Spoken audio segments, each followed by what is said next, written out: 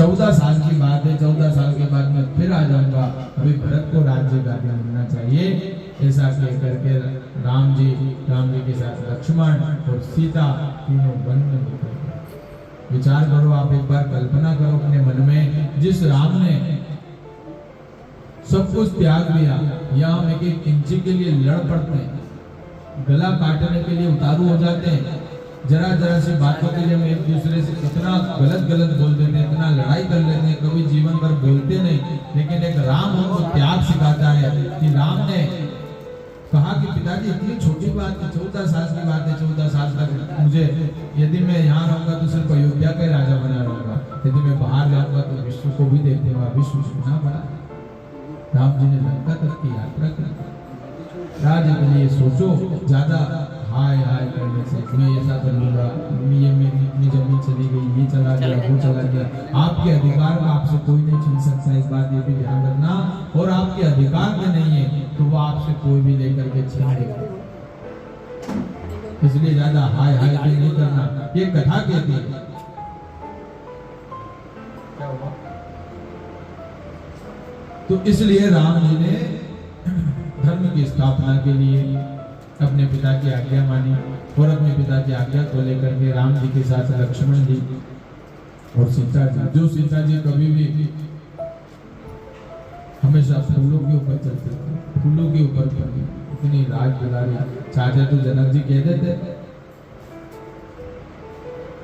मायके में जो स्त्रियां होती है ना, वो ज्यादा मायके की भी अपना पक्षधर ना बने।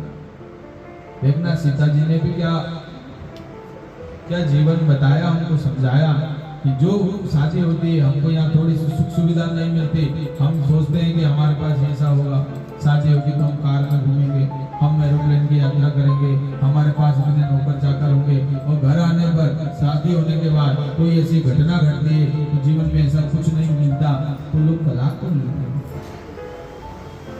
लेकिन सीता जी ने क्या कहा? मेरे प्रति जो मेरी पति की आज्ञा होगी वही शिव। उसके बाद जो पिता है, वो पिता भी अपनी जगह है, लेकिन सर्वोपरि अपने पति को रखे। इसलिए ध्यान रहे, घर इसीलिए टूटते हैं क्योंकि जब दोनों घर के आपस में संवाद एक दूसरे को पता चलते हैं, यहाँ की वहाँ, वहाँ की यहाँ, इधर की इधर बोली जाती है। वहाँ से कहा जाता है आज तो हमारे घर ये खाना बना, आज तो हमारी सास ने ऐसा बोल दिया, आज हमारे पति ने ऐसा बोल दिया। जब इधर की बातें उधर की बातें इधर होती है तो घर में विवाद पैदा होती है। इसलिए कथा से हमारा कहने का अर्थ ये है कि राम राज्य तभी आएगा जब हम संतोषी होंगे। देखिएगा, आप एक चीज ध्यान रखना, जीवन में सुख और दुख आते ही है, ये कभी कोई इससे बचे ही नहीं पाया। आज सुख है, कल दुख है, ये जीवन के परस्पर चलते ही रहते हैं। कभी सुख आएगा, कभी दुख आएगा, कभी जीवन में ऐसा समय आएगा कि हम जीवन में ये सोचेंगे ऐसा कभी हुआ ही नहीं, और कभी ऐसा समय आएगा कि हमने जीवन में देखा ही नहीं। लेकिन सीता जी ने कभी सोचा था? विचार करो, एक राजा की बेटी जिसने कभी भी घर से बाहर निकल के देखा नहीं कि पशु कैसे रहते हैं, कैसे जीवन जिया जाता है, हमेशा अपने पिता की पलकों पर रहने वाली एक स्त्री, एक लड़की जब राम के घर आई, राम के घर विवाह हुआ, यहाँ पे राज्य की कल्पना, भाई यहाँ पे इतना बड़ा राज्य होगा, ऐसी व्यवस्था होगी, रानी बन करके रहूंगी, ऐसे ही सोचते ना, रानी बन करके रहूंगी। यहाँ आकर के देखा कि पिताजी के आज्ञा पर 14 साल का वनवास मिला, और अपने पति को बिना कुछ कहे, बिना कुछ टिप्पणी किए कहा, पति आप मेरे हो और मैं आपके साथ जीवन भर जैसे भी आप रखोगे वैसे रहूंगी। सीता जी के साथ चलती।